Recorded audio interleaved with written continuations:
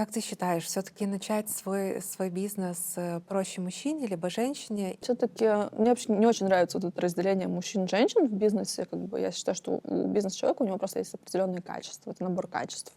У кого они, у мужчины или у женщины, это, мне кажется, не важно, но у мужчин у них есть несколько преимуществ по сравнению с женщиной.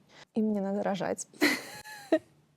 Ну, на самом деле, вот только недавно я поняла, что как много, особенно вот женщин, у кого по 3 ребенка. То есть это ты реально 3 года ты беременный ходишь, так еще потом еще несколько лет у тебя просто выпадает. Но это просто время, которое выпадает, потому что мужчина, он там при нормальной ситуации поддерживает женщину, но это все равно это не то же самое. Поддерживать или быть вот этим вот самым ядром, который там вот с ребенком нянчится.